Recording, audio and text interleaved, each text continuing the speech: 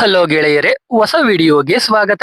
ಇವತ್ತು ನಾವು ಇತ್ತೀಚೆಗೆ ರಿಲೀಸ್ ಆದ ಮಲಯಾಳಂನ ತೆಲುಗು ಸಹಿತಂ ಅನ್ನೋ ರೂರಲ್ ಬೇಸ್ಡ್ ಕ್ರೈಮ್ ಥ್ರಿಲ್ಲರ್ ಮೂವಿನ ಎಕ್ಸ್ಪ್ಲೈನ್ ಮಾಡ್ತಾ ಇದೀವಿ. ಈ ಮೂವಿಯ ಒನ್ಲೇ ಸ್ಟೋರಿ ಹೇಳ್ಬೇಕು ಅಂದ್ರೆ, ಊರಲ್ಲಿ ಒಂದು ದಿನ ಜಾತ್ರೆ ಇರುತ್ತೆ.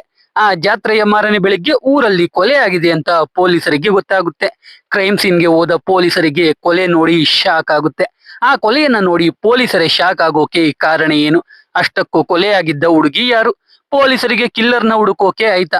ಮೂವಿಯ ಕ್ಲೈಮ್ಯಾಕ್ಸ್ ಅಲ್ಲಿ ರಿವೀಲ್ ಆಗೋ ಟ್ವಿಸ್ಟ್ ಗಳಾದ್ರೂ ಏನು ಅಂತ ನಾವು ಮೂವಿ ನೋಡ್ತಾ ತಿಳ್ಕೊಳ್ಳೋಣ. ಬನ್ನಿ ವಿಡಿಯೋ ಶುರು ಮಾಡೋಣ. ಮೂವಿಯ ಮೊದಲನೇ ಸೀನಲ್ಲಿ ನಮಗೆ ಯಾರೋ ಒಬ್ಬ ವ್ಯಕ್ತಿ ಒಂದು ಬಾಡಿನ ಎಳ್ಕೊಂಡು ಒಂದು ಬಾಳೆ ತೋಟಕ್ಕೆ ಬರೋದನ್ನ ತೋರಿಸ್ತಾರೆ. ಆ ಬಾಡಿಗೆ ಏನೋ ಮಾಡಿ ಆ ಕಿಲ್ಲರ್ ಬಾಡಿನ ಎತ್ಕೊಂಡು ಹೋಗಿ ಸೇತುವೆ ಮೇಲಿಂದ ನದಿಗೆ ಬಿಸಾಕ್ತಾನೆ. ಇಲ್ಲಿಗೆ ಸೀನ್ ಕಟ್ ಆಗುತ್ತೆ. ಇವಾಗ ನಮಗೆ ಕುಟ್ಟಿಕಡವು ಅನ್ನೋ ಊರಿನ ಜಾತ್ರೆ ಬಗ್ಗೆ ಜೀಪ್ ಅಲ್ಲಿ ಅನೌನ್ಸ್ ಮಾಡ್ಕೊಂಡು ಹೋಗ್ತಾ ಇರೋದನ್ನ ತೋರಿಸ್ತಾರೆ. ಕುಟ್ಟಿಕಡವು ಊರಿನಲ್ಲಿ ವೇಣು ಅನ್ನೋ ವ್ಯಕ್ತಿ ಹೋಟೆಲ್ನ ನಡೆಸ್ತಾ ಇರ್ತಾನೆ. ಹೋಟೆಲ್ಗೆ ಸೋಲೋಮಾನ್ ಅನ್ನೋ ಕಾನ್ಸ್ಟೇಬಲ್ ಬರ್ತಾನೆ. ಸೋಲೋಮಾನ್ ವೇಣು ಹೋಟೆಲ್ಗೆ ರೆಗ್ಯುಲರ್ ಆಗಿ ಬರ್ತಾ ಇರ್ತಾನೆ. ಯಾಕಂದ್ರೆ ಸೋಲೋಮಾನ್ ಬೇರೆ ಕಡೆಯಿಂದ ಟ್ರಾನ್ಸ್ಫರ್ ಆಗಿ ಆ ಊರಿಗೆ ಬಂದಿರ್ತಾನೆ. ಸೋಲೋಮಾನ್ ಅಲ್ಲಿ ಟೀ ಕುಡ್ಕೊಂಡು ಒಂದು ಪ್ಲೇಟ್ ಊಟ ತಗೊಂಡು ಅಲ್ಲೇ ಪಕ್ಕದಲ್ಲಿ ಒಂದು ಜಾಗಕ್ಕೆ ಹೋಗ್ತಾನೆ. ಅಲ್ಲಿ ಒಬ್ಬ ಹುಚ್ಚ ಕೂತಿರ್ತಾನೆ. ಸೋಲೋಮಾನ್ ಆ ಹುಚ್ಚನಿಗೆ ಊಟ ಕೊಟ್ಟು ನೀರ್ ಕೊಟ್ಟು ಬರ್ತಾನೆ. ಸೋಲೋಮಾನ್ ಡೈಲಿ ಆ ಹುಚ್ಚನಿಗೆ ಬೆಳಿಗ್ಗೆ ಹೊತ್ತು ಊಟ ಕೊಡ್ತಾ ಇರ್ತಾನೆ. ಈ ಕಡೆ ನ್ಯೂಸ್ ಅಲ್ಲಿ ಇಬ್ಬರು ಕಾಲೇಜ್ ಹುಡುಗರು ಡ್ರಗ್ಸ್ ತಗೊಂಡು ಪೊಲೀಸರ ಕೈಲಿ ಸಿಕ್ಕಿ ಬಿದ್ದಿದ್ದಾರೆ ಅಂತ ಬರ್ತಾ ಇರುತ್ತೆ. ಅದನ್ನ ನೋಡ್ತಾ ವೇಣು ಈ ಡ್ರಗ್ಸ್ ನಮ್ಮೂರಿನವರೆಗೂ ಬಂದ್ಬಿಟ್ಟಿದೆ ಅಂತ ಭಯ ಪಡ್ತಾ ನ್ಯೂಸ್ ನೋಡ್ತಾ ಇರ್ತಾನೆ. ಇಲ್ಲಿಗೆ ಸೀನ್ ಕಟ್ ಆಗಿ ಇವಾಗ ನಮಗೆ ಜಮಾಲ್ ಅನ್ನೋ ಹುಡುಗನ ಮನೆಯನ್ನ ತೋರಿಸ್ತಾರೆ. ಜಮಾಲ್ಗೆ ತಂದೆ ಇರಲ್ಲ, ತಾಯಿ ಮತ್ತೆ ತಂಗಿ ಇರ್ತಾರೆ. ಜಮಾಲ್ ಆಟೋ ಓಡಿಸ್ತಾ ಫ್ಯಾಮಿಲಿ ನೋಡ್ಕೊಳ್ತಾ ಇರ್ತಾನೆ. ಆದ್ರೆ ಪಾಪ ಜಮಾಲ್ಗೆ ಇನ್ನೂ ಮದುವೆ ಆಗಿರಲ್ಲ. ಹೆಣ್ ನೋಡ್ತಾ ಇರ್ತಾರೆ. ಇದು ಜಮಾಲ್ ಕತೆ. ಇವಾಗ ಜಮಾಲ್ಗೆ ಸ್ವಾತಿ ಅನ್ನೋ ಹುಡುಗಿ ಫೋನ್ ಮಾಡ್ತಾಳೆ. ಜಮಾಲ್ ಆಟೋ ತಗೊಂಡು ಹೋಗಿ ಸ್ವಾತಿನ ಕರ್ಕೊಂಡು ಬಂದು ಅವಳ ಫ್ಯಾನ್ಸಿ ಸ್ಟೋರ್ ಹತ್ರ ಬಿಡ್ತಾನೆ. ಸ್ವಾತಿ ಡೈಲಿ ಜಮಾಲ್ ಆಟೋ ಅಲ್ಲೇ ಅವಳ ಫ್ಯಾನ್ಸಿ ಸ್ಟೋರ್ಗೆ ಹೋಗ್ತಾ ಇರ್ತಾಳೆ. ಇದ್ರಿಂದ ಜಮಾಲ್ಗೆ ಸ್ವಾತಿ ಮೇಲೆ ಲೈಟ್ ಆಗಿ ಲವ್ ಆಗಿರುತ್ತೆ. ಇಲ್ಲಿಗೆ ಸೀನ್ ಕಟ್ ಆದ್ರೆ ನಮಗೆ ಜಮಾಲ್ ಗೆಳೆಯನಾದ ವಿಜಿತ್ ಮನೆಯನ್ನ ತೋರಿಸ್ತಾರೆ. ವಿಜಿತ್ ಕೂಡ ಮದುವೆ ವಯಸ್ಸಿಗೆ ಬಂದಿದ್ರು ವಿಜಿತ್ ಏನ್ ಕೆಲ್ಸಾನು ಮಾಡದೆ ಖಾಲಿಯಾಗಿ ಮನೆಯಲ್ಲೇ ಬಿದ್ದಿರ್ತಾನೆ. ವಿಜಿತ್ ತಂದೆ ಮಾತ್ರ ಕಷ್ಟಪಟ್ಟು ಫಾರ್ಮಿಂಗ್ ಮಾಡ್ತಾ ಮನೆ ನೋಡ್ಕೊಳ್ತಾ ಇರ್ತಾರೆ. ವಿಜಿತ್ ತಂದೆ ತಾಯಿಗೆ ವಿಜಿತ್ ಮೇಲೆ ಒಂಚೂರು ಭರವಸೆ ಕೂಡ ಇರಲ್ಲ. ಈ ವಿಜಿತ್ ಮತ್ತೆ ಜಮಾಲ್ಗೆ ಅಂಬೇಶ್ ಅಣ್ಣ ಅನ್ನೋ ಒಬ್ಬ ಮೆಕ್ಯಾನಿಕ್ ಗೆಳೆಯ ಇರ್ತಾನೆ. ಅಂಬೇಶ್ದು ಒಂದು ಗ್ಯಾರೇಜ್ ಇರುತ್ತೆ. ಜಮಾಲ್ ಮತ್ತೆ ವಿಜಿತ್ ಅಂಬೇಶ್ ಗ್ಯಾರೇಜ್ ಅಲ್ಲೇ ಟೈಮ್ ಪಾಸ್ ಮಾಡ್ತಾ ಇರ್ತಾರೆ. ಈ ಕಡೆ ಪೊಲೀಸರು ಡ್ರಗ್ಸ್ ತಗೊಂಡಿದ್ದ 3 ಜನರನ್ನ ಅರೆಸ್ಟ್ ಮಾಡಿ ಸ್ಟೇಷನ್ಗೆ ಎಳ್ಕೊಂಡ್ ಬರ್ತಾರೆ. ಸಿಐ ಆ 3 ಜನರನ್ನು ಸೆಲ್ಗೆ ಹಾಕೋಕೆ ಎಸ್ಐಗೆ ಹೇಳ್ತಾನೆ. ಅಷ್ಟರಲ್ಲಿ ಅಲ್ಲಿಗೆ ಒಬ್ಬ ವ್ಯಕ್ತಿ ಬಂದು ಹುಡುಗರನ್ನ ರಿಲೀಸ್ ಮಾಡೋಕೆ ಕೇಳ್ತಾನೆ. ಅದಕ್ಕೆ ಸಿಐ ಇದು ಡ್ರಗ್ಸ್ ಕೇಸ್, ಆಗೆಲ್ಲ ಬಿಡೋಕೆ ಆಗಲ್ಲ ಅಂತ ಹೇಳ್ತಾನೆ. ಅವಾಗ ಎಸ್ಐ ಸಿಐ ಹತ್ರ ಬಂದು, ಸರ್ ಆ 3 ಜನ ಹುಡುಗರಲ್ಲಿ ಒಬ್ಬ MLA ಮಗ ಇದ್ದಾನೆ ಅಂತ ಹೇಳ್ತಾನೆ. ಅದಕ್ಕೆ ಸಿಐ ಆ 3 ಜನರನ್ನು ರಿಲೀಸ್ ಮಾಡಿ ಕಳಿಸ್ತಾನೆ. ಈ ಕಡೆ ಜಮಾಲ್ಗೆ ಹೆಣ್ಣು ನೋಡೋಕೆ ಅಂಬೇಶ್ ಮತ್ತೆ ವಿಜಿತ್ ಜಮಾಲ್ ಜೊತೆ ಹೋಗ್ತಾರೆ. ದಾರಿಯಲ್ಲಿ ನಡ್ಕೊಂಡು ಹೋಗುವಾಗ ಅಂಬೇಶ್ ರೋಡ್ ಸೈಡ್ ಅಲ್ಲೇ ನಿಂತ್ಕೊಂಡು ಮೂತ್ರ ವಿಸರ್ಜನೆ ಮಾಡ್ತಾ ಇರ್ತಾನೆ. ಅವಾಗ ಅದೇ ರೋಡ್ ಅಲ್ಲಿ ಬಂದ ಒಬ್ಬ ವ್ಯಕ್ತಿ ಅಂಬೇಶ್ಗೆ ಬೈತಾನೆ. ಅಂಬೇಶ್ಗೂ ಆ ವ್ಯಕ್ತಿಗೂ ಮಾತಿನ ಚಕಮಕಿ ನಡೆಯುತ್ತೆ. ಆ ವ್ಯಕ್ತಿ ಅಲ್ಲಿಂದ ಹೋಗ್ಬಿಡ್ತಾನೆ. ಆಮೇಲೆ ಜಮಾಲ್, ವಿಜಿತ್, ಅಂಬೇಶ್ ಎಲ್ರು ಹುಡುಗಿಯ ಮನೆಗೆ ಹೋಗ್ತಾರೆ. ಹುಡುಗಿ ಬಂದು ಕಾಫಿ ಕೊಡ್ತಾಳೆ. ಎಲ್ರು ಕಾಫಿ ಕುಡಿಯೋವಾಗ ಅಂಬೇಶ್ ಜಗಳ ಆಡಿದ್ದ ವ್ಯಕ್ತಿ ಅದೇ ಮನೆಯವನು ಅಂತ ಗೊತ್ತಾಗುತ್ತೆ. ಆ ವ್ಯಕ್ತಿ ಮತ್ತೆ ಜಗಳಕ್ಕೆ ಬರ್ತಾನೆ. ಎಲ್ರು ಕಾಫಿ ಕುಡ್ಕೊಂಡು ಅಲ್ಲಿಂದ ಓಡೋಗ್ತಾರೆ. ಅಲ್ಲಿಂದ ಎಲ್ರು ಜಮಾಲ್ ಆಟೋ ಅಲ್ಲಿ ಬರುವಾಗ ಪೊಲೀಸರು ಆಟೋನ ಸೈಡ್ಗೆ ಹಾಕೋಕೆ ಹೇಳ್ತಾರೆ. ಜಮಾಲ್ ಕಾಕಿ ಬಟ್ಟೆ ಹಾಕಿಲ್ಲ ಅಂತ ಎಸ್ಐ 2000 ಕಟ್ಟಿ ಹೋಗೋಕೆ ಹೇಳ್ತಾನೆ. ಅದಕ್ಕೆ ಜಮಾಲ್ ಫೈನ್ ಹಾಕಿ ನಾನು ಕೋರ್ಟಲ್ಲೇ ಕಟ್ತೀನಿ ಅಂತ ಹೇಳ್ತಾನೆ. ಅಷ್ಟಕ್ಕೆ ಎಸ್ಐಗೆ ಉರ್ದೋಗಿ ಜಮಾಲ್ಗೆ ಹೊಡೆಯೋಕೆ ಹೋಗ್ತಾನೆ. ಎಲ್ಲ ಜಗಳ ಬಿಡಿಸೋಕೆ ಟ್ರೈ ಮಾಡ್ತಾ ಇರ್ತಾರೆ. ಅಷ್ಟರಲ್ಲಿ ಸೋಲೋಮಾನ್ ಎಸ್ಐ ಇಂದ ಜಮಾಲ್ನ ಬಿಡಿಸಿ ಅಲ್ಲಿಂದ ಕಳಿಸ್ತಾನೆ. ಇದರಿಂದ ಎಸ್ಐಗೆ ಜಮಾಲ್ ಮೇಲೆ ಕೋಪ ಬರುತ್ತೆ. ಆ ದಿನ ರಾತ್ರಿ ವಿಜಿತ್ ಮನೆ ಬಳಿ ಯಾರದೋ ಜೊತೆ ಚಾಟ್ ಮಾಡ್ತಾ ಕೂತಿರ್ತಾನೆ. ಅವಾಗ ಅಲ್ಲಿಗೆ ಆ ಹುಚ್ಚ ಬರ್ತಾನೆ. ವಿಜಿತ್ ಆ ಹುಚ್ಚನಿಗೆ ಮರ್ಯಾದೆನೆ ಕೊಡ್ತಾ ಇರಲ್ಲ. ಈ ವಿಜಿತ್ಗೆ ಬೈದು ಆ ಹುಚ್ಚನಿಗೆ ತಿನ್ನೋಕೆ ಊಟ ಕೊಡ್ತಾಳೆ. ಮಾರನೇ ದಿನ ಊರಲ್ಲಿ ಜಾತ್ರೆ ಇರುತ್ತೆ. ಅದಕ್ಕೆ ಅಂಬೇಶ್ ಅವನ್ ಫ್ಯಾಮಿಲಿನ ಜಾತ್ರೆಗೆ ಕರ್ಕೊಂಡು ಹೋಗೋಕೆ ರೆಡಿ ಆಗಿರ್ತಾನೆ. ಆದ್ರೆ ಯಾರೋ ಕಸ್ಟಮರ್ಗೆ ಬೈಕ್ ನ ಡೆಲಿವರಿ ಕೊಡ್ಬೇಕಿರುತ್ತೆ. ಅದಕ್ಕೆ ಅಂಬೇಶ್ ಅವನ್ ಫ್ಯಾಮಿಲಿನ ಬಿಟ್ಟು ಬೈಕ್ ಡೆಲಿವರಿ ಕೊಡ್ಬೇಕು ಅಂತ ಹೋಗ್ತಾನೆ. ಆದ್ರೆ ಅಂಬೇಶ್ ಗ್ಯಾರೇಜ್ ಹತ್ರ ಹೋಗದೆ ಒಂದು ಕೆರೆ ಹತ್ರ ಹೋಗ್ತಾನೆ. ಅಲ್ಲಿ ಜಮಾಲ್ ಮತ್ತೆ ವಿಜಿತ್ ಎಣ್ಣೆ ಹೊಡಿತಾ ಕೂತಿರ್ತಾರೆ. ಅಂಬೇಶ್ಗೂ ಡ್ರಿಂಕ್ಸ್ ಮಾಡು ಅಂತ ಹೇಳ್ತಾರೆ. ಆದ್ರೆ ಅಂಬೇಶ್ ಬೈಕ್ ಡೆಲಿವರಿ ಕೊಡ್ಬೇಕು, ಫ್ಯಾಮಿಲಿನ ಜಾತ್ರೆಗೆ ಕರ್ಕೊಂಡ್ ಬರ್ಬೇಕು, ಬೇಡ ಅಂತ ಹೇಳ್ತಾನೆ. ಆದ್ರೆ ಎಣ್ಣೆ ನೋಡಿ ಕಂಟ್ರೋಲ್ ಆಗದೆ ಅವನು ಎಣ್ಣೆ ಕುಡಿಯೋಕೆ ಶುರು ಮಾಡ್ತಾನೆ. ಈ ಕಡೆ ಮನೆಯಲ್ಲಿದ್ದ ಸ್ವಾತಿಗೆ ಅವಳ ಫ್ರೆಂಡ್ ನ್ಯಾನ್ಸಿ ಕಾಲ್ ಮಾಡ್ತಾಳೆ. ಅವಳು ಸ್ವಾತಿನ ಮೀಟ್ ಮಾಡೋಕೆ ಸ್ವಾತಿ ಮನೆಗೆ ಬರ್ತಾ ಇರ್ತಾಳೆ. ಸ್ವಾತಿ ಅವತ್ತು ಏನೂ ಅಡಿಗೆ ಮಾಡಿರಲ್ಲ. ಅದಕ್ಕೆ ಸ್ವಾತಿ, ನಾನು ಜಮಾಲ್ ಕೈಲಿ ಊಟ ತರಿಸ್ತೀನಿ, ನೀನು ಮನೆಗೇನೆ ಬಾ ಅಂತ ಹೇಳ್ತಾಳೆ. ಈ ಕಡೆ ಸೋಲಮಾನ್ ವೇಣು ಹೋಟೆಲ್ಗೆ ಹೋಗಿ 2 ಪ್ಲೇಟ್ ಊಟ ತಗೋತಾನೆ. ವೇಣು 2 ಪ್ಲೇಟ್ ಊಟ ಯಾರಿಗೆ ಅಂದಾಗ ಸೋಲೋಮನ್ ಇವತ್ತು ಹಬ್ಬ ಇದೆಯಲ್ಲ ಊಟ ಸಿಗೋದು ಕಷ್ಟ ಆಗುತ್ತೆ ಅಂತ ನೈಟ್ಗೂ ಇವಾಗಲೇ ಊಟ ತಗೊಂಡು ಹೋಗ್ತಾ ಇದೀನಿ ಅಂತ ಹೇಳ್ತಾನೆ. ಈಚೆ ಒಂದು ಬಸ್ ಬರುತ್ತೆ. ಬಸ್ಸಿಂದ ಒಂದು ಫಾರಿನ್ ಹುಡುಗಿ ಲಾಗ್ ಮಾಡ್ತಾ ಇಳಿತಾಳೆ. ಅದನ್ನ ನೋಡಿ ಸೋಲೋಮನ್ ವೇಣುಗೆ ಬೇರೆ ದೇಶದಿಂದ ಜಾತ್ರೆ ನೋಡೋಕೆ ಬರ್ತಾ ಇದ್ದಾರೆ, ನೀವು ಮಾತ್ರ ಇವತ್ತು ಕೆಲಸ ಮಾಡ್ತಾ ಇದ್ದೀರಲ್ಲ ಅಂತ ಕೇಳ್ತಾನೆ. ಅದಕ್ಕೆ ವೇಣು ಹಬ್ಬ ಬರ್ತಾನೆ ಇರುತ್ತೆ, ಆದ್ರೆ ನಿಮ್ಮಂತ ರೆಗ್ಯುಲರ್ ಕಸ್ಟಮರ್ಸ್ಗೆ ಪ್ರಾಬ್ಲಮ್ ಆಗ್ಬಾರ್ದು, ಅದಕ್ಕೆ ಇವತ್ತು ಕೂಡ ಕೆಲಸ ಮಾಡ್ತಾ ಇದ್ದೀನಿ ಅಂತ ಹೇಳ್ತಾನೆ. ರಾತ್ರಿ ಆಗುತ್ತೆ. ಇಬ್ಬರು ವ್ಯಕ್ತಿಗಳು ಕೆಲಸದಿಂದ ಮನೆ ಕಡೆ ಬರ್ತಾ ಇರ್ತಾರೆ. ಅವಾಗ ಸಡನ್ ಆಗಿ ಬೋಳೆ ತೋಟದಿಂದ ಹುಚ್ಚ ಈಚೆ ಬರ್ತಾನೆ. ಅವನನ್ನ ನೋಡಿ ಇಬ್ಬರು ಗಾಬರಿ ಆಗ್ಬಿಡ್ತಾರೆ. ಈ ಕಡೆ ಆ ಫಾರಿನ್ ಹುಡುಗಿ ಜಾತ್ರೆನೆಲ್ಲ ವಿಡಿಯೋ ಮಾಡ್ತಾ ಇರ್ತಾಳೆ. ಅಲ್ಲಿ ಶಹಜಹಾನ್ ಅನ್ನೋ ವ್ಯಕ್ತಿ ಹುಡುಗರ ಜೊತೆ ಕಾರ್ಡ್ಸ್ ಗೇಮ್ ಆಡ್ತಾ ಇರ್ತಾನೆ. ಅದನ್ನ ಕೂಡ ಆ ಹುಡುಗಿ ರೆಕಾರ್ಡ್ ಮಾಡ್ಬಿಡ್ತಾಳೆ. ಅದಕ್ಕೆ ಶಹಜಹಾನ್ ಆ ಹುಡುಗಿ ಜೊತೆ ಜಗಳಕ್ಕೆ ಹೋಗ್ತಾನೆ. ಆ ಹುಡುಗಿ ಫೈಟರ್ ಅನ್ಸುತ್ತೆ. ಶಹಜಹಾನ್ ಕೈಲಿ ಒದೆ ತಿಂದ್ರು ಅವನಿಗೂ ಮತ್ತೆ ಅವನ ಕಡೆಯವರೆಗೂ ಆ ಹುಡುಗಿ ಚೆನ್ನಾಗೆ ಹೊಡಿತಾಳೆ. ಆ ಗಲಾಟೆ ಬಗ್ಗೆ ಗೊತ್ತಾಗಿ ಎಣ್ಣೆ ಕುಡಿದು ಟೈಟ್ ಆಗಿದ್ದ ಅಂಬೇಶ್ ಅಲ್ಲಿಗೆ ಬಂದು ಶಹಜಹಾನ್ ಕಡೆಯವರಿಗೆ ಹೊಡಿಯೋಕೆ ಹೋಗ್ತಾನೆ. ಆದ್ರೆ ಅವನೇ ತೂರಾಡ್ಕೊಂಡು ಕೆಳಗೆ ಬೀಳ್ತಾನೆ. ಅಷ್ಟರಲ್ಲಿ ಅಲ್ಲಿಗೆ ಪೊಲೀಸರು ಓಡ್ ಬಂದು ಶಹಜಹಾನ್ ಕಡೆಯ 4 ಜನರನ್ನ ಹಿಡ್ಕೋತಾರೆ. ಆದ್ರೆ ಶಹಜಹಾನ್ ಪೊಲೀಸರಿಂದ ತಪ್ಪಿಸ್ಕೊಂಡು ಹೋಗ್ಬಿಡ್ತಾನೆ. ಪೊಲೀಸರು ಆ 4 ಜನರನ್ನು ಸ್ಟೇಷನ್ಗೆ ಎಳ್ಕೊಂಡೋಗ್ತಾರೆ. ಜೊತೆಗೆ ಸ್ಟೇಟ್ಮೆಂಟ್ ತಗೊಳ್ಳೋಕೆ ಆ ಹುಡುಗಿಯನ್ನು ಸ್ಟೇಷನ್ಗೆ ಕರ್ಕೊಂಡು ಹೋಗ್ತಾರೆ. ಆದ್ರೆ ಆ ಹುಡುಗಿ ಅವರ ಮೇಲೆ ಕಂಪ್ಲೇಂಟ್ ಕೊಡಲ್ಲ. ಸಿಐ ಕಾನ್ಸ್ಟೇಬಲ್ ಜೊತೆ ಆ ಹುಡುಗಿನ ವಾಪಸ್ ಜಾತ್ರೆಗೆ ಕಳಿಸಿ ಆ 4 ಜನರನ್ನ ಒಂದು ರಾತ್ರಿ ಬಿದ್ದಿರ್ಲಿ ಅಂತ ಸೆಲ್ಗೆ ಹಾಕ್ತಾರೆ. ಈ ಕಡೆ ಜಾತ್ರೆಯಲ್ಲಿ ಜಮಾಲ್ ಸ್ವಾತಿನ ಹುಡುಕ್ತಾ ಇರ್ತಾನೆ. ಅಷ್ಟರಲ್ಲಿ ಸ್ವಾತಿನೇ ಜಮಾಲ್ಗೆ ಕಾಲ್ ಮಾಡಿ ಏನನ್ನೋ ಹೇಳ್ತಾಳೆ. ಜಮಾಲ್ ಸ್ವಾತಿ ಮನೆ ಕಡೆ ಹೋಗ್ತಾನೆ. ಇಲ್ಲಿಗೆ ಜಾತ್ರೆ ಮುಗಿಯುತ್ತೆ. ಮಾರನೇ ದಿನ ಬೆಳಿಗ್ಗೆ ವಿಜಿತ್ ಎದ್ದೇಳ್ತಾನೆ. ಅವನಿಗೆ ಯಾರೋ ಫೋನ್ ಮಾಡ್ತಾರೆ. ಕಾಲ್ ರಿಸೀವ್ ಮಾಡಿದ ವಿಜಿತ್ ಗಾಬರಿಯಿಂದ ಮನೆಯಿಂದ ಹೋಗ್ತಾನೆ. ಊರಿನ ಒಳಗೆಲ್ಲ ಪೊಲೀಸ್ ಜೀಪ್ಗಳು ಓಡಾಡ್ತಾ ಇರ್ತಾವೆ. ಅದನ್ನ ಹೋಟೆಲ್ನ ವೇಣು ನೋಡ್ತಾ ಇರ್ತಾನೆ. ಇವಾಗ ಊರಲ್ಲಿ ಸ್ವಾತಿಯ ಕೊಲೆ ಆಗಿರುತ್ತೆ. ಪೊಲೀಸರು ಫಾರೆನ್ಸಿಕ್ ಅವರೆಲ್ಲ ಸ್ವಾತಿ ಮನೆ ಸುತ್ತ ಕ್ಲೂಗೋಸ್ಕರ ಹುಡುಕ್ತಾ ಇರ್ತಾರೆ. ಸ್ವಾತಿಯ ಬೀರಲ್ಲಿ ಒಂದು ಡ್ರಗ್ ನ ಪ್ಯಾಕ್ ಕೂಡ ಸಿಗುತ್ತೆ. ಅದರಿಂದ ಸ್ವಾತಿ ಡ್ರಗ್ ಮಾಫಿಯಲ್ಲಿ ಇನ್ವಾಲ್ವ್ ಆಗಿದ್ಲೇನೋ ಅಂತ ಪೊಲೀಸರಿಗೆ ಡೌಟ್ ಬರುತ್ತೆ. ಇವಾಗ ನಮಗೆ ಸ್ವಾತಿಯ ಬಾಡಿನ ತೋರಿಸ್ತಾರೆ. ಬಾಡಿ ಹಾಲಲ್ಲಿ ಬಿದ್ದಿರುತ್ತೆ. ಯಾರೋ ಕತ್ತು ಕುಯ್ದು ಕೊಲೆ ಮಾಡಿರ್ತಾರೆ. ಫಾರೆನ್ಸಿಕ್ ಅವರು ಬಾಡಿನ ಪೋಸ್ಟ್ ಮಾರ್ಟಮ್ಗೆ ಕಳಿಸೋಕೆ ಹೇಳ್ತಾರೆ. ಇವಾಗ ಸಿಐ ಮತ್ತೆ ಎಸ್ಐ ಇಬ್ರು ಇನ್ವೆಸ್ಟಿಗೇಷನ್ ಶುರು ಮಾಡ್ತಾರೆ. ಕೊಲೆ ನೋಡಿದ್ದು ಯಾರು ಅಂತ ಕೇಳ್ತಾರೆ. ಬಾಡಿನ ಮೊದಲು ಹಾಲ್ ಹಾಕೋನು ನೋಡಿರ್ತಾನೆ. ಯೂಶಿಯಲಿ ಹಾಲ್ ಹಾಕೋನು ಡೈಲಿ ಬೆಳಿಗ್ಗೆ 6 ಗಂಟೆಗೆ ಹಾಲ್ ತಂದು ಡೋರ್ ಹತ್ರ ಇಟ್ಟು ಹೋಗ್ಬಿಡ್ತಾ ಇರ್ತಾನೆ. ಆದ್ರೆ ಅವತ್ತು ಮಾತ್ರ ದುಡ್ಡು ಇಸ್ಕೋಬೇಕಿರುತ್ತೆ. ಅದಕ್ಕೆ ಡೋರ್ ನಾಕ್ ಮಾಡ್ತಾನೆ. ಯಾರು ಡೋರ್ ಓಪನ್ ಮಾಡಲ್ಲ. ಸ್ವಾತಿ ಮಾತಾಡೋದು ಇಲ್ಲ. ಅದಕ್ಕೆ ಹಾಲ್ ಹಾಕೋನು ಕಿಟಕಿಯಲ್ಲಿ ನೋಡ್ತಾನೆ. ಅವಾಗ ಕೊಲೆ ಆಗಿರೋದು ಗೊತ್ತಾಗುತ್ತೆ. ಅದನ್ನ ನೋಡಿ ಹಾಲ್ ಹಾಕೋನು ಗಾಬರಿಯಲ್ಲಿ ಓಡೋಗ್ತಾ ಇರ್ತಾನೆ. ಅವಾಗ ಅವನಿಗೆ ಅಡ್ಡ ರೋಡಲ್ಲಿ ವೇಲಾಯುಧ ಅನ್ನೋ ವ್ಯಕ್ತಿ ಸಿಗ್ತಾನೆ. ವೇಲಾಯುಧ ಅದೇ ದಾರಿಯಲ್ಲಿ ಡೈಲಿ ಜಾಗಿಂಗ್ ಮಾಡ್ತಾ ಇರ್ತಾನೆ. ಹಾಲ್ ಹಾಕೋನು ವೇಲಾಯುಧನಿಗೆ ಸ್ವಾತಿ ಕೊಲೆ ವಿಷಯ ಹೇಳ್ತಾನೆ. ವೇಲಾಯುಧ ಕೂಡ ಕಿಟಕಿ ಬಳಿ ಬಂದು ಕನ್ಫರ್ಮ್ ಮಾಡ್ಕೊಂಡು ಹೋಗಿ ಊರಿನ ಪಂಚಾಯತಿ ಪ್ರೆಸಿಡೆಂಟ್ ಆಗಿದ್ದ ಅರವಿಂದನ್ಗೆ ಈ ವಿಷಯ ಹೇಳಿರ್ತಾನೆ. ಅರವಿಂದನ್ ಪೊಲೀಸರಿಗೆ ಇನ್ಫಾರ್ಮ್ ಮಾಡಿರ್ತಾನೆ. ಇವಾಗ ಸ್ವಾತಿ ಆ ಊರಿಗೆ ಬಂದು ಕೇವಲ 6 ತಿಂಗಳು ಮಾತ್ರ ಆಗಿದ್ದು ಅಂತ ಗೊತ್ತಾಗುತ್ತೆ. ಮನೆಯ ಓನರ್ನ ಕರೆಸ್ತಾರೆ. ಮನೆ ಓನರ್ ಸ್ವಾತಿ ಜೊತೆಗೆ ಒಬ್ಬಳು ಕೆಲಸದವಳು ಇರ್ತಾ ಇದ್ಲು. ನನ್ಗೆ ಸ್ವಾತಿ ಬಗ್ಗೆ ಅಷ್ಟಾಗಿ ಗೊತ್ತಿಲ್ಲ. ತಿಂಗಳಿಗೆ ಒಂದ್ಸಲ ಬಂದು ಬಾಡಿಗೆ ಇಸ್ಕೊಂಡು ಹೋಗ್ತಿದ್ದೆ ಅಂತ ಹೇಳ್ತಾನೆ.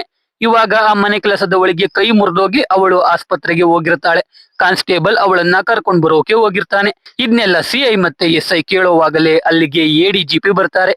ಎಡಿಜಿಪಿ ಎಲ್ಲಾ ವಿಷಯನೂ ತಿಳ್ಕೊಂಡು ಪ್ರೆಸ್ ಅವ್ರ ಹತ್ರ ಬಂದು ಎಲ್ಲಾ ವಿಷಯನ ಹೇಳ್ತಾ ಇರ್ತಾರೆ. ಅವಾಗ ಸ್ವಾತಿ ಬಾಡಿ ನೋಡಿದ ಮನೆ ಕೆಲಸದವಳು ಬಾಡಿ ಮಾತ್ರ ಸ್ವಾತಿದು, ಆದ್ರೆ ತಲೆ ಸ್ವಾತಿದಲ್ಲ ಅಂತ ಹೇಳ್ತಾಳೆ. ಇದನ್ನ ಕೇಳಿ ಎಲ್ಲಾ ಪೊಲೀಸರು ಶಾಕ್ ಆಗೋಗ್ತಾರೆ. ಸಿಐ ಬಂದು ಎಲ್ಲಾ ಪ್ರೆಸ್ ಅವ್ರನ್ನ ಸೈಡ್ಗೆ ಕಳಿಸಿ ಎಡಿಜಿಪಿಗೂ ತಲೆ ಬೇರೆ ಯಾವುದೋ ಹುಡುಗಿದು ಅಂತ ಹೇಳ್ತಾನೆ. ಇದನ್ನ ಕೇಳಿ ಎಡಿಜಿಪಿ ಕೂಡ ಶಾಕ್ ಆಗ್ತಾನೆ. ಇಲ್ಲಿಗೆ ಸೀನ್ ಕಟ್ ಆದ್ರೆ ಇವಾಗ ಎಸ್ಐ ಮನೆ ಕೆಲಸದವಳನ್ನ ಸ್ಟೇಷನ್ಗೆ ವಿಚಾರಣೆಗೆ ಕರ್ಕೊಂಡು ಹೋಗ್ತಾನೆ. ಅಲ್ಲಿ ಸಿಐ ಅವಳ ಹತ್ರ ಸ್ವಾತಿ ಬಗ್ಗೆ ಕೇಳ್ತಾರೆ. ಆದ್ರೆ ಆ ಮನೆ ಕೆಲಸದವಳು ಸ್ವಾತಿ ಬಗ್ಗೆ ನನ್ಗೇನು ಗೊತ್ತಿಲ್ಲ, ನಾನು ಬರೀ ಮನೆ ಕೆಲಸ ಮಾಡಿ ಹೋಗ್ತಿದ್ದೆ. ಕೆಲವೊಂದ್ಸಲ ನಾನು ಕೇಳದೆ ಇದ್ರು ಸ್ವಾತಿ ಮೇಡಮ್ಮೆ ಜಾಸ್ತಿ ದುಡ್ಡು ಕೊಡ್ತಾ ಇದ್ರು. ಅವರು ಅಷ್ಟಾಗಿ ನನ್ ಜೊತೆ ಮಾತಾಡ್ತಾ ಇರ್ಲಿಲ್ಲ. ಅವರಿಗೆ ಫೋನ್ ಕಾಲ್ಸ್ ಕೂಡ ಜಾಸ್ತಿ ಬರ್ತಾ ಇರ್ಲಿಲ್ಲ ಅಂತ ಹೇಳ್ತಾಳೆ. ಇದನ್ನೆಲ್ಲ ಕೇಳಿ ಸಿಐ ಅವಳನ್ನ ಅಲ್ಲಿಂದ ಕಳಿಸ್ತಾನೆ. ಆಮೇಲೆ ಸಿಐ ಪೋಸ್ಟ್ ಮಾರ್ಟಮ್ ಬಗ್ಗೆ ವಿಚಾರಣೆ ಮಾಡೋಕೆ ಹಾಸ್ಪಿಟಲ್ಗೆ ಹೋಗ್ತಾನೆ. ಅಲ್ಲಿ ಡಾಕ್ಟರ್ ತಲೆಗೆ ಯಾರೋ ಬಲವಾದ ವಸ್ತುವಿಂದ ಹೊಡೆದಿದ್ದಾರೆ, ಅದರಿಂದ ಕೊಲೆ ಆಗಿದೆ, ಜೊತೆಗೆ ಬಾಡಿಯಲ್ಲಿ ಡ್ರಗ್ಸ್ ಕೂಡ ಇದೆ ಅಂತ ಹೇಳ್ತಾನೆ. ಇದ್ರಿಂದ ಕೂಡ ಕೇಸ್ಗೆ ಏನು ಯೂಸ್ ಆಗಲ್ಲ. ಇವಾಗ ಎಸ್ಐಗೆ ಜಾತ್ರೆಯಲ್ಲಿ ಫಾರಿನ್ ಹುಡುಗಿಗೆ ಹೊಡೆದಿದ್ನಲ್ಲ ಶಹಜಾನ್, ಅವನು ಎಲ್ಲಿದ್ದಾನೆ ಅಂತ ಗೊತ್ತಾಗಿರುತ್ತೆ. ಈ ಶಹಜಾನ್ ಯಾವುದೋ ಟಿಕೆಟ್ ಮಾರ್ತಾ ಇರ್ತಾನೆ. ಎಸ್ಐ ಅಲ್ಲಿಗೆ ಹೋಗಿ ಟಿಕೆಟ್ ತಗೊಳ್ಳೋ ರೀತಿ ನಾಟಕ ಆಡ್ತಾ ಕಾನ್ಸ್ಟೇಬಲ್ಸ್ ಜೊತೆ ಸೇರಿ ಶಹಜಾನ್ ನ ಸ್ಟೇಷನ್ಗೆ ಎತ್ತಾಕೊಂಡೋಗ್ತಾನೆ. ನೋಡಿದ್ರೆ ಇವಾಗ ಎಸ್ಐ ಜಮಾಲ್ಗೆ ಸ್ವಾತಿನ ಯಾಕೆ ಕೊಲೆ ಮಾಡಿದೆ ಅಂತ ಚೆನ್ನಾಗಿ ಹೊಡಿತಾ ಇರ್ತಾನೆ. ಅಷ್ಟರಲ್ಲಿ ಸಿಐ ಸ್ಟೇಷನ್ಗೆ ಬರ್ತಾನೆ. ಆದ್ರೂ ಜಮಾಲ್ಗೆ ಕಾನ್ಸ್ಟೇಬಲ್ ಚೆನ್ನಾಗಿ ಹೊಡೆದು ಮುಖ ತೊಳಸ್ಕೊಂಡು ಸಿಐ ಮುಂದೆ ಕರ್ಕೊಂಡು ಬಂದು ನಿಲ್ಲಿಸ್ತಾನೆ. ಎಸ್ಐಗೆ ಮೊದಲೇ ಜಮಾಲ್ ಮೇಲೆ ಕೋಪ ಇತ್ತು. ಅದಕ್ಕೆ ಜಮಾಲೆ ಸ್ವಾತಿನ ಕೊಲೆ ಮಾಡಿರೋದು ಅಂತ ಫಿಕ್ಸ್ ಆಗಿರ್ತಾನೆ. ಜಮಾಲ್ ಅವನು ಸ್ವಾತಿನ ಕೊಲೆ ಮಾಡಿಲ್ಲ ಅಂತ ಸಿಐಗೆ ಹೇಳ್ತಾ ಇರ್ತಾನೆ. ಅವಾಗ ಸಿಐ ರಘು ಅನ್ನೋ ವ್ಯಕ್ತಿನ ಕರೆಸ್ತಾನೆ. ಈ ರಘು ಜಾತ್ರೆ ದಿನ ಸ್ವಾತಿ ಮನೆ ಬಳಿ ಜಮಾಲ್ ಹೋಗ್ತಾ ಇದ್ದಿದ್ನ ನೋಡಿರ್ತಾನೆ. ಇವಾಗ ಜಮಾಲ್ ಎಲ್ಲಾ ನಿಜವನ್ನ ಹೇಳಲೇಬೇಕಿರುತ್ತೆ. ಜಮಾಲ್ ಜಾತ್ರೆ ದಿನ ಏನಾಯ್ತು ಅಂತ ಸಿಐಗೆ ಹೇಳ್ತಾನೆ. ಜಮಾಲ್ ವಿಜಿತ್ ಮತ್ತೆ ಅಂಬೇಶ್ ಜೊತೆ ಎಣ್ಣೆ ಹೊಡ್ಕೊಂಡು ಜಾತ್ರೆಯಲ್ಲಿ ಸ್ವಾತಿನ ಹುಡುಕ್ತಾ ಇರ್ತಾನೆ. ಅವಾಗ ಸ್ವಾತಿ ಕಾಲ್ ಮಾಡಿ ಮನೆಗೆ ಫ್ರೆಂಡ್ ಬರ್ತಾ ಇದ್ದಾಳೆ, ಊಟ ತಗೊಂಡ್ ಬಾ ಅಂತ ಹೇಳ್ತಾಳೆ. ಜಮಾಲ್ ಊಟ ತಗೊಂಡು ಅವನ ಆಟೋ ಅಲ್ಲಿ ಸ್ವಾತಿ ಮನೆ ಬಳಿಗೆ ಹೋಗ್ತಾನೆ. ಬೆಲ್ ಮಾಡ್ತಾನೆ. ಆದ್ರೆ ಸ್ವಾತಿ ಡೋರ್ ಓಪನ್ ಮಾಡಲ್ಲ. ಜಮಾಲ್ ಅಲ್ಲಿಂದ ಹೋಗ್ತಾ ಇರ್ತಾನೆ. ಅವಾಗ ಸ್ವಾತಿ ಡೋರ್ ಓಪನ್ ಮಾಡಿ ಊಟ ಇಸ್ಕೊಂಡು ಥ್ಯಾಂಕ್ಸ್ ಹೇಳಿ ಜಮಾಲ್ನ ಅಲ್ಲಿಂದ ಕಳಿಸ್ತಾಳೆ. ಜಮಾಲ್ ಅಲ್ಲಿಂದ ಹೋಗುವಾಗ ಈ ರಘು ಜಮಾಲ್ನ ನೋಡಿ ಮಾತಾಡ್ಸಿರ್ತಾನೆ. ಜಮಾಲ್ ಮತ್ತೆ ರಘು ಇಬ್ರು ಅಲ್ಲಿಂದ ಹೋದ್ಮೇಲೆ ಅದೇ ರೋಡಲ್ಲಿ ಪೊಲೀಸರಿಂದ ತಪ್ಪಿಸ್ಕೊಂಡು ಹೋದ ಶಹಜಾನ್ ಹೋಗ್ತಿರ್ತಾನೆ. ಇದು ನಡೆದಿರೋ ಘಟನೆ ಅಂತ ಜಮಾಲ್ ಹೇಳ್ತಾನೆ. ರಾತ್ರಿ ಆಗುತ್ತೆ. ವಿಜಿತ್ ಮತ್ತೆ ಅಂಬೇಶ್ ಲಾಯರ್ ಜೊತೆ ಸ್ಟೇಷನ್ಗೆ ಬರ್ತಾನೆ. ಅಲ್ಲಿ ಸೋಲೋಮಾನ್ ಏನೇ ಮಾಡೋದಿದ್ರು ಇವಾಗ್ಲೇ ಮಾಡಿ ಜಮಾಲ್ನ ಇಲ್ಲಿಂದ ಕರ್ಕೊಂಡೋಗಿ ಎಸ್ಐ ಚೆನ್ನಾಗಿ ಹೊಡೆದಿದ್ದಾರೆ ಅಂತ ಹೇಳ್ತಾನೆ. ಪ್ರೆಸಿಡೆಂಟ್ ಮತ್ತೆ ಲಾಯರ್ ಸಿಐ ಹತ್ರ ಹೋಗಿ ಜಮಾಲ್ ವಿರುದ್ಧ ಯಾವುದೇ ಸಾಕ್ಷಿ ಸಿಕ್ಕಿಲ್ಲ ಅಂದ್ರೂ ಅರೆಸ್ಟ್ ಮಾಡಿರೋದು ತಪ್ಪು ಅಂತ ಹೇಳಿ ಹೇಗೋ ಜಮಾಲ್ನ ಬಿಡಿಸ್ಕೊಂಡು ಹೋಗ್ತಾರೆ. ಮಾರನೇ ದಿನ ಬೆಳಿಗ್ಗೆ ಊರಿನ ಒಬ್ಬಳು ಮಹಿಳೆ ನದಿಯಲ್ಲಿ ಬಟ್ಟೆ ಒಗಿತಾ ಇರ್ತಾಳೆ. ಅವಾಗ ಅವಳ ಬಳಿಗೆ ತಲೆ ಇಲ್ಲದ ದೇಹವೊಂದು ತೇಲ್ಕೊಂಡು ಬರುತ್ತೆ. ಇದನ್ನ ನೋಡಿ ಆ ಮಹಿಳೆ ಗಾಬರಿಯಿಂದ ಓಡೋಗ್ತಾಳೆ. ರಾತ್ರಿ ಆ ವಿಷಯ ನ್ಯೂಸ್ ಅಲ್ಲೆಲ್ಲ ಬರುತ್ತೆ. ಅದನ್ನ ವಿಜಿತ್ ಜಮಾಲ್ ಎಲ್ರೂ ನೋಡ್ತಾರೆ. ಇವಾಗ 2 ದೇಹ, 1 ತಲೆ ಪೊಲೀಸರಿಗೆ ಸಿಕ್ಕಿರುತ್ತೆ. ಆದ್ರೆ ಸ್ವಾತಿ ತಲೆ ಇನ್ನು ಪೊಲೀಸರಿಗೆ ಸಿಕ್ಕಿರಲ್ಲ. ಪೊಲೀಸರು 3 ದಿನ ಆದ್ರೂ ಕಿಲ್ಲರ್ನ ಹಿಡಿಯೋಕೆ ಆಗ್ತಾ ಇರಲ್ಲ. ಅದಕ್ಕೆ ಪ್ರೆಸಿಡೆಂಟ್ ಸೇರಿದಂತೆ ಎಲ್ಲರೂ ಸ್ಟೇಷನ್ ಮುಂದೆ ಪ್ರೊಟೆಸ್ಟ್ ಮಾಡ್ತಾ ಇರ್ತಾರೆ.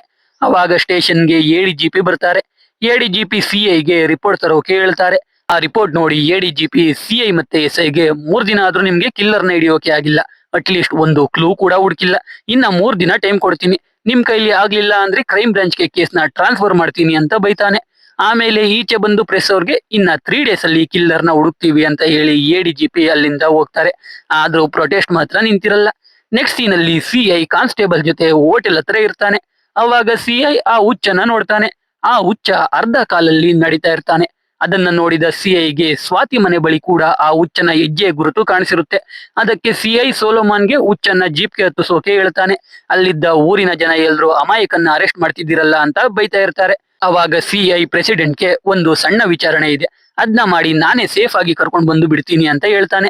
ಪ್ರೆಸಿಡೆಂಟ್ ಸಿಐ ಮಾತಿಗೆ ಬೆಲೆ ಕೊಟ್ಟು ಹುಚ್ಚನ ಸಿಐ ಜೊತೆ ಕಳಿಸ್ತಾನೆ. ಆದ್ರೆ ಆ ಹುಚ್ಚನಿಂದ ಕೂಡ ಏನೂ ಕ್ಲೂ ಸಿಗಲ್ಲ.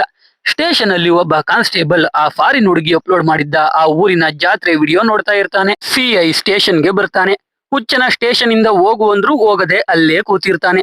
ನೋಡಿದ್ರೆ ಆ ಹುಚ್ಚ ಯಾವುದೋ ವ್ಯಕ್ತಿಯ ಚಿತ್ರ ಬಿಡಿಸ್ತಾ ಇರ್ತಾನೆ. ಅದನ್ನ ಸಿಐ ನೋಡಿ ಆ ಹುಚ್ಚನ ಯಾರು ಅದು ಅಂತ ಕೇಳ್ತಾನೆ. ಆದ್ರೆ ಆ ಹುಚ್ಚ ಏನು ಮಾತಾಡಲ್ಲ. ಸಿಐ ಆ ಫೋಟೋ ತಗೊಂಡು ಕ್ಯಾಬಿನ್ಗೆ ಹೋಗಿ ಕೂತ್ಕೋತಾನೆ. ಅವಾಗ ಫಾರಿನ್ ಹುಡುಗಿ ವಿಡಿಯೋ ನೋಡ್ತಿದ್ದ ಕಾನ್ಸ್ಟೇಬಲ್ ಸಿಐ ಬಳಿಗೆ ಬಂದು ಆ ವಿಡಿಯೋದಲ್ಲಿದ್ದ ಒಬ್ಬ ವ್ಯಕ್ತಿನ ತೋರಿಸ್ತಾನೆ. ವಿಡಿಯೋ ಅಲ್ಲಿದ್ದ ವ್ಯಕ್ತಿ ಮತ್ತೆ ಆ ಹುಚ್ಚ ಬಿಡಿಸಿರೋ ಚಿತ್ರ 2 ಒಂದೇ ಆಗಿರುತ್ತೆ. ಇವಾಗ ಆ ಹುಚ್ಚ ಬಿಡಿಸಿರೋ ಚಿತ್ರದಲ್ಲಿ ಇರೋ ವ್ಯಕ್ತಿಯೇ ಕಿಲ್ಲರ್ ಅಂತ ಪೊಲೀಸರು ಊರಲ್ಲೆಲ್ಲ ಯಾರಾದ್ರೂ ಆ ವ್ಯಕ್ತಿನ ಗುರುತು ಹಿಡಿತಾರ ಅಂತ ಹುಡುಕ್ತಾರೆ. ಆದ್ರೆ ಯಾರಿಗೂ ಆ ವ್ಯಕ್ತಿ ಯಾರು ಅಂತ ಗೊತ್ತಿರಲ್ಲ. ಎಲ್ಲಾ ಕಡೆ ಕಿಲ್ಲರ್ ಫೋಟೋ ವೈರಲ್ ಆಗುತ್ತೆ. ಹೀಗಿದ್ದಾಗ ಒಂದಿನ ಜಾನ್ ಅನ್ನೋ ಕಾನ್ಸ್ಟೇಬಲ್ ಬೇರೆ ಸ್ಟೇಷನ್ ಇಂದ ಬರ್ತಾನೆ. ಜಾನ್ ಕಿಲ್ಲರ್ನ ಗುರುತು ಹಿಡಿದಿರ್ತಾನೆ. ಇವಾಗ ಸಿಐಗೆ ಜಾನ್ ಆ ಕಿಲ್ಲರ್ ಬಗ್ಗೆ ಹೇಳೋಕೆ ಶುರು ಮಾಡ್ತಾನೆ. ಕಿಲ್ಲರ್ ಹೆಸರು ಕುರಿಯಾಚನ್ ಅಂತ. ಕುರಿಯಾಚನ್ ಜಾನ್ ಸ್ಟೇಷನ್ ಅಲ್ಲಿ ಒಂದು ಕಂಪ್ಲೇಂಟ್ ಕೊಡೋಕೆ ಹೋಗಿರ್ತಾನೆ. ಅದ್ರಿಂದ ಜಾನ್ಗೆ ಕುರಿಯಾಚನ್ ಕತೆ ಗೊತ್ತಿರುತ್ತೆ. ಇವಾಗ ಜಾನ್ ಎಲ್ಲಾ ಪೊಲೀಸರಿಗೂ ಕುರಿಯಾಚನ್ ಕಥೆಯನ್ನ ಹೇಳ್ತಾನೆ.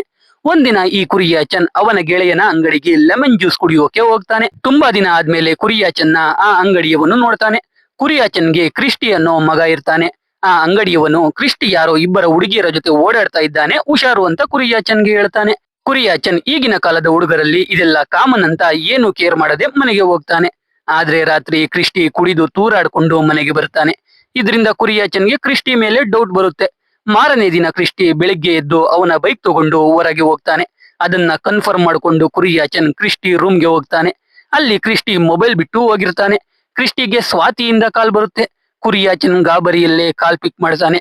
ಆದ್ರೆ ಕುರಿಯಾಚನ್ ಏನು ಮಾತಾಡಲ್ಲ. ಆ ಕಡೆಯಿಂದ ಸ್ವಾತಿ ಕ್ರಿಸ್ಟಿ ಅನ್ಕೊಂಡು ಎಷ್ಟ್ ದಿನ ಅಂತ ಕಾಲ್ ಪಿಕ್ ಮಾಡದೆ ಆಟ ಆಡಿಸ್ತೀಯ, ನೀನ್ ಕೊಡ್ಬೇಕಿರೋ ದುಡ್ಡು ಕೊಡ್ಲಿಲ್ಲ ಅಂದ್ರೆ ನಿನ್ ಜೀವನಾನೇ ನಾಶ ಮಾಡ್ತೀನಿ ಅಂತ ಹೇಳಿ ಕಾಲ್ ಕಟ್ ಮಾಡ್ತಾಳೆ. ಇದನ್ನ ಕೇಳಿ ಕುರಿಯಾಚನ್ ಕ್ರಿಸ್ಟಿ ಯಾವುದೋ ತೊಂದರೆಯಲ್ಲಿ ತಗಲಾಕೊಂಡಿದ್ದಾನೆ ಅಂತ ಗೊತ್ತಾಗುತ್ತೆ. ಕುರಿಯಾಚನ್ ಕ್ರಿಸ್ಟಿ ರೂಮ್ ನ ಕಬೋರ್ಡ್ ಎಲ್ಲ ಚೆಕ್ ಮಾಡ್ತಾನೆ. ಅವಾಗ ಅವನಿಗೆ ಒಂದು ಡ್ರಗ್ಸ್ ಪ್ಯಾಕ್ ಸಿಗುತ್ತೆ. ಅದನ್ನ ನೋಡಿ ಕುರಿಯಾಚನ್ ಗಾಬರಿಯಾಗಿ ಕ್ರಿಸ್ಟಿ ಫೋನ್ ಮತ್ತೆ ಆ ಡ್ರಗ್ ತಗೊಂಡು ಹೊರಗೆ ಹೋಗ್ತಾನೆ. ಕುರಿಯಾಚನ್ ಮನೆಯಿಂದ ಹೋದ್ಮೇಲೆ ಮನೆಗೆ ಕ್ರಿಸ್ಟಿ ಬಂದು ಆ ಡ್ರಗ್ ಪ್ಯಾಕ್ ನ ಹುಡುಕ್ತಾನೆ. ಆದ್ರೆ ಪ್ಯಾಕೆಟ್ ರೂಮ್ ಎಲ್ಲ ಹುಡುಕಿದ್ರು ಸಿಗಲ್ಲ. ಆದ್ರಿಂದ ಕ್ರಿಸ್ಟಿ ಕೋಪ ಮಾಡ್ಕೊಂಡು ಜೋರಾಗಿ ಅವ್ರ ಅಮ್ಮನ ಕೂಗ್ತಾರೆ. ಇಲ್ಲಿಗೆ ಸೀನ್ ಕಟ್ ಆದ್ರೆ ಕುರಿಯಾಚನ್ ಮನೆ ಮುಂದೆ ತುಂಬಾ ಜನ ಸೇರಿರ್ತಾರೆ. ಕುರಿಯಾಚನ್ ಮನೆಗೆ ಬರ್ತಾನೆ. ನೋಡಿದ್ರೆ ಕ್ರಿಸ್ಟಿ ಅವನ ತಾಯಿನ ಕೊಲೆ ಮಾಡಿ ಅವನು ಕೂಡ ಸೂಸೈಡ್ ಮಾಡ್ಕೊಂಡು ಸತ್ತೋಗಿರ್ತಾನೆ. ಇದನ್ನ ನೋಡಿ ಕುರಿಯಾಚನ್ ಶಾಕ್ ಆಗೋಗ್ತಾನೆ. ಈ ಕಂಪ್ಲೇಂಟೇ ಜಾನ್ ಸ್ಟೇಷನ್ ಅಲ್ಲಿ ಆಗಿರುತ್ತೆ. ಜಾನ್ ಇದನ್ನೆಲ್ಲ ಸಿಐ ಮತ್ತೆ SI ಗೆ ಹೇಳ್ತಾನೆ. ಹಾಗೆ ನಮ್ಗೆ ಕುರಿಯಾಚನ್ ಕಥೆಯನ್ನ ತೋರಿಸ್ತಾರೆ. ಕುರಿಯಾಚನ್ಗೆ ಸ್ವಾತಿ ಮತ್ತೆ ಅವಳ ಫ್ರೆಂಡ್ ನ್ಯಾನ್ಸಿನೇ ಕ್ರಿಸ್ಟಿಗೆ ಡ್ರಗ್ಸ್ ಕೊಟ್ಟು ದುಡ್ಡು ಡಿಮ್ಯಾಂಡ್ ಮಾಡ್ತಾ ಇದ್ರು ಅಂತ ಗೊತ್ತಾಗಿರುತ್ತೆ. ಅದಕ್ಕೆ ಕುರಿಯಾಚನ್ ಅವರನ್ನ ಫಾಲೋ ಮಾಡ್ತಾ ಇರ್ತಾನೆ. ಒಂದಿನ ಸ್ವಾತಿ ಮತ್ತೆ ನ್ಯಾನ್ಸಿ ಒಂದು ಬಸ್ ಸ್ಟಾಪ್ ಅಲ್ಲಿ ಒಬ್ಬ ವ್ಯಕ್ತಿಯಿಂದ ಡ್ರಗ್ಸ್ ಪ್ಯಾಕ್ ನ ಇಸ್ಕೋತಾರೆ. ಅವಾಗ ಸ್ವಾತಿ ಮತ್ತೆ ನ್ಯಾನ್ಸಿ ಬಗ್ಗೆ ಏನು ಗೊತ್ತಿಲ್ಲದ ಅವರ ಕಾಲೇಜ್ ಗೆಳತಿ ಆನಿ ಅಲ್ಲಿಗೆ ಬರ್ತಾಳೆ. ಸ್ವಾತಿ ಡ್ರಗ್ಸ್ ನ ಆನಿ ಬ್ಯಾಗ್ ಅಲ್ಲಿ ಹಾಕೊಂಡು 3 ಜನ ಬಸ್ ಹತ್ತುತ್ತಾರೆ. ಕುರಿಯಾಚನ್ ಕೂಡ ಬಸ್ ಹತ್ತುತ್ತಾನೆ. ಸ್ವಲ್ಪ ದೂರ ಹೋಗ್ತಿದ್ದ ಹಾಗೆ ಸ್ವಾತಿಗೆ ಯಾವುದೋ ಕಾಲ್ ಬರುತ್ತೆ. ಸ್ವಾತಿ ನ್ಯಾನ್ಸಿಗೆ ಸ್ಕ್ವಾಡ್ ಬರ್ತಾ ಇದೆಯಂತೆ, ನಾವು ಇವಾಗ ಇಲ್ಲೇ ಹೇಳ್ಕೊಳ್ಳೋಣ ಅಂತ ಬಸ್ ನಿಲ್ಸಿ 3 ಜನ ಕೆಳಗೆ ಇಳಿತಾರೆ. ಆದ್ರೆ ಬ್ಯಾಗ್ ಕಂಬಿಗೆ ತಗಲಾಕೊಂಡು ಬಸ್ ಅಲ್ಲೇ ಉಳ್ಕೊಳ್ಳುತ್ತೆ. ಇಲ್ಲಿಗೆ ಸೀನ್ ಕಟ್ ಆಗಿ ಇವಾಗ ಕತೆ ಪ್ರೆಸೆಂಟ್ ಗೆ ಬರುತ್ತೆ. ಕುರಿಯಾಚನ್ ಒಂದು ಬ್ಯಾಗ್ ಹಿಡ್ಕೊಂಡು ಪೊಲೀಸ್ ಸ್ಟೇಷನ್ ಗೆ ಬಂದು ಬ್ಯಾಗ್ ನ ಟೇಬಲ್ ಮೇಲೆ ಇಡ್ತಾನೆ. ಕಾನ್ಸ್ಟೇಬಲ್ ಬ್ಯಾಗ್ ನ ಓಪನ್ ಮಾಡಿ ನೋಡಿದ್ರೆ ಸ್ವಾತಿ ತಲೆ ಇರುತ್ತೆ. SI CI ಜಾನ್ ಎಲ್ರು ಕ್ಯಾಬಿನ್ ಇಂದ ಈಚೆ ಬರ್ತಾರೆ. ಅವಾಗ ಕುರಿಯಾಚನ್ ನಾನೇ ಅವ್ರನ್ನ ಕೊಲೆ ಮಾಡಿದ್ದು ಅಂತ ಹೇಳ್ತಾನೆ. ಇವಾಗ ಕುರಿಯಾಚನ್ ಹೇಗ್ ಕೊಲೆ ಮಾಡ್ದ ಅಂತ ತೋರಿಸ್ತಾರೆ. ಜಾತ್ರೆ ದಿನ ಜಮಾಲ್ ಸ್ವಾತಿಗೆ ಊಟ ಕೊಟ್ಟು ಹೋದ್ಮೇಲೆ ಕುರಿಯಾಚನ್ ಸ್ವಾತಿ ಮನೆ ಡೋರ್ ನ ನಾಕ್ ಮಾಡ್ತಾನೆ. ಸ್ವಾತಿ ಡೋರ್ ಓಪನ್ ಮಾಡಿದ್ರೆ ಯಾರು ಕಾಣಿಸಲ್ಲ. ಸ್ವಾತಿ ವಾಪಸ್ ಅವಳ ರೂಮ್ ಗೆ ಹೋದ್ರೆ ಅಲ್ಲಿ ಆಲ್ರೆಡಿ ಕಿಲ್ಲರ್ ಇರ್ತಾನೆ. ಕಿಲ್ಲರ್ ಸ್ವಾತಿಗೆ ಹೊಡೆದು ಬ್ಯಾಗ್ ನ ಟೇಬಲ್ ಮೇಲೆ ಇಟ್ಟು ಚೇನ್ಸಾ ತಗೊಂಡು ಸ್ವಾತಿ ತಲೆಯನ್ನ ಕಟ್ ಮಾಡ್ತಾನೆ. ಆಮೇಲೆ ಸ್ವಾತಿ ತಲೆಯನ್ನ ಬ್ಯಾಗ್ ಅಲ್ಲಿ ಇಟ್ಟು ಆಲ್ರೆಡಿ ಕೊಲೆ ಮಾಡಿ ತಂದಿದ್ದ ನ್ಯಾನ್ಸಿ ತಲೆಯನ್ನ ಸ್ವಾತಿ ದೇಹಕ್ಕೆ ಹಾಕಿ ಅಲ್ಲಿಂದ ಸ್ವಾತಿ ತಲೆ ತಗೊಂಡು ಕಿಲ್ಲರ್ ಈಚೆ ಹೋಗ್ತಾನೆ. ಇವಾಗ ಇದನ್ನ ಕುರಿಯಾಚನ್ ಪೊಲೀಸರ ಮುಂದೆ ಒಪ್ಕೋತಾನೆ. ಪೊಲೀಸರು ಸ್ಟೇಷನ್ ಇಂದ ಕುರಿಯಾಚನ್ ನ ಜೀಪ್ ಅಲ್ಲಿ ಎಲ್ಲಿಗೋ ಕರ್ಕೊಂಡು ಹೋಗ್ತಾ ಇರ್ತಾರೆ. ಅವಾಗ CI ಕುರಿಯಾಚನ್ಗೆ ತಲೆಯ ಕಟ್ ಮಾಡ್ದೆ ಅಂತ ಕೇಳ್ತಾರೆ. ಅದಕ್ಕೆ ಕುರಿಯಾಚನ್ ಅವರಿಬ್ಬರಿಂದ ಎಷ್ಟೊಂದು ಜನರ ತಲೆ ಉರುಳಿತ್ತು, ಅದಕ್ಕೆ ಅವ್ರ ತಲೆ ಕಟ್ ಮಾಡ್ದೆ ಅಂತ ಹೇಳ್ತಾನೆ. ಇಲ್ಲಿಗೆ ನಾವೆಲ್ಲ ಕಿಲ್ಲರ್ ಸಿಗ್ದ ಮೂವಿ ಮುಗೀತು ಅಂತ ಅನ್ಕೊಂಡ್ರೆ ಇವಾಗ ಮೂವಿಯ ಅಲ್ಟಿಮೇಟ್ ಟ್ವಿಸ್ಟ್ ರಿವೀಲ್ ಆಗುತ್ತೆ. ಇವಾಗ ನಮಗೆ ಸೋಲೋಮಾನ್ ಬೇಜಾರಲ್ಲಿ ಬಸ್ ಅಲ್ಲಿ ಹೋಗ್ತಾ ಇರೋದನ್ನ ತೋರಿಸ್ತಾರೆ. ಸೋಲೋಮಾನ್ಗೆ ಒಬ್ಬಳು ತಂಗಿ ಇರ್ತಾಳೆ. ಸೋಲೋಮಾನ್ಗೆ ಟ್ರಾನ್ಸ್ಫರ್ ಆದ ಕಾರಣ ಸೋಲೋಮಾನ್ ಅವನ ತಂಗಿನ PG ಗೆ ಸೇರಿಸಿ ಚೆನ್ನಾಗಿ ಓದ್ಕೊಳ್ಳೋಕೆ ಹೇಳಿ ಅವನು ಈ ಊರಿಗೆ ಬಂದಿರ್ತಾನೆ. ಸೋಲೋಮಾನ್ ತಂಗಿಯ ಹೆಸರೇ ಆನಿ. ಆನಿ ಸೇರಿದ PG ಯಲ್ಲೇ ಸ್ವಾತಿ ಮತ್ತೆ ನ್ಯಾನ್ಸಿ ಇರ್ತಾರೆ. ಆದ್ರಿಂದ ಆನಿ ಅವರ ಜೊತೆ ಗೆಳೆತನ ಬೆಳೆಸಿರ್ತಾಳೆ. ಆದ್ರೆ ಆನಿ ಸೂಸೈಡ್ ಮಾಡ್ಕೊಂಡು ಸತ್ತೋಗ್ತಾಳೆ. ಇದನ್ನ ಕೇಳಿ ಸೋಲೋಮಾನ್ ಊರಿಗೆ ಹೋದಾಗ ಅಲ್ಲಿಗೆ ಕುರಿಯಾಚನ್ ಬಂದು ಸೋಲೋಮಾನ್ಗೆ ನಿನ್ ತಂಗಿ ಸೂಸೈಡ್ ಮಾಡ್ಕೊಳ್ಳೋಕೆ ಒಂದ್ ರೀತಿ ನಾನು ಕಾರಣ ಅಂತ ಒಂದು ಕತೆ ಹೇಳ್ತಾನೆ. ಸ್ವಾತಿ ಮತ್ತೆ ನ್ಯಾನ್ಸಿ ಆನಿ ಬ್ಯಾಗ್ ಅಲ್ಲಿ ಡ್ರಗ್ಸ್ ಇಟ್ಟು ಪೊಲೀಸರು ಬರ್ತಾರೆ ಅಂತ ಬ್ಯಾಗ್ ನ ಬಸ್ ಅಲ್ಲೇ ಬಿಟ್ಟು ಇಳಿದಿರ್ತಾರಲ್ಲ, ಕುರಿಯಾಚನ್ನೇ ಪೊಲೀಸರಿಗೆ ಇನ್ಫಾರ್ಮ್ ಮಾಡಿರ್ತಾನೆ. ಅದು ಗೊತ್ತಾಗಿ ಆನಿನ ಕರ್ಕೊಂಡು ನ್ಯಾನ್ಸಿ ಮತ್ತೆ ಸ್ವಾತಿ ಬಸ್ ಇಳಿದು ವಾಪಸ್ PG ಗೆ ಹೋಗ್ತಾರೆ. ಅಷ್ಟರಲ್ಲಿ ಬ್ಯಾಗ್ ಅಲ್ಲಿ ಡ್ರಗ್ಸ್ ಸಿಕ್ಕಿದೆ ಅಂತ ನ್ಯೂಸ್ ಅಲ್ಲೆಲ್ಲ ಬರ್ತಾ ಇರುತ್ತೆ. PG ಟಿವಿಯಲ್ಲಿ ಆನಿ ಅದನ್ನ ನೋಡಿ ಟೆರೆಸ್ಗೆ ಹೋಗಿ ಸೋಲೋಮಾನ್ಗೆ ಕಾಲ್ ಮಾಡಿ ಅಣ್ಣ ನನ್ಗೆ ಇವರು ಮೋಸ ಮಾಡಿದ್ರು ಅಂತ ಹೇಳ್ತಾ ಇರ್ತಾಳೆ.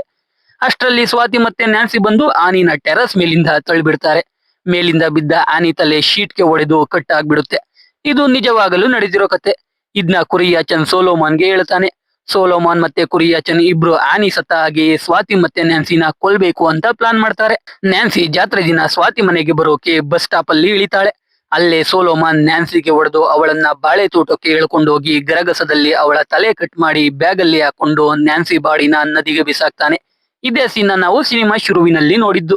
ಅಲ್ಲಿಂದ ಸೋಲೋಮಾನೆ ಸ್ವಾತಿ ಮನೆಗೆ ಹೋಗಿ ಸ್ವಾತಿನ ಕೊಲೆ ಮಾಡಿ ತಲೆಗಳನ್ನ ಎಕ್ಸ್ಚೇಂಜ್ ಮಾಡಿ ಈಚೆ ಬಂದು ಕುರಿಯಾಚನ್ಗೆ ಸ್ವಾತಿ ತಲೆ ಇದ್ದ ಬ್ಯಾಗ್ ನ ಕೊಡ್ತಾನೆ. ಅದೇ ದಾರಿಲಿ ಹೋಗ್ತಿದ್ದ ಹುಚ್ಚ ಕೇವಲ ಕುರಿಯಾಚನ್ ನೋಡಿರ್ತಾನೆ. ಅದಕ್ಕೆ ಆ ಹುಚ್ಚ ಕುರಿಯಾಚನ್ ಚಿತ್ರ ಮಾತ್ರ ಬಿಡಿಸಿದ್ದು. ಇದು ನಿಜವಾಗಲೂ ನಡೆದಿರೋ ಕತೆ. ಮೂವಿಯ ಕೊನೆಯ ಸೀನಲ್ಲಿ ಸೋಲೋಮಾನ್ ಅವನ ತಂಗಿಯ ಸಮಾಧಿ ಬಳಿಗೆ ಹೋಗಿ ಹೂ ಇಡ್ತಾನೆ. ಇಲ್ಲಿಗೆ ಮೂವಿ ಮುಗಿಯುತ್ತೆ. ಸೊ ಎಕ್ಸ್ಪ್ಲನೇಷನ್ ಕೇಳಿ ನಿಮ್ಗೆ ಅನ್ನಿಸ್ತು ಅಂತ ಕಮೆಂಟ್ ಮಾಡಿ.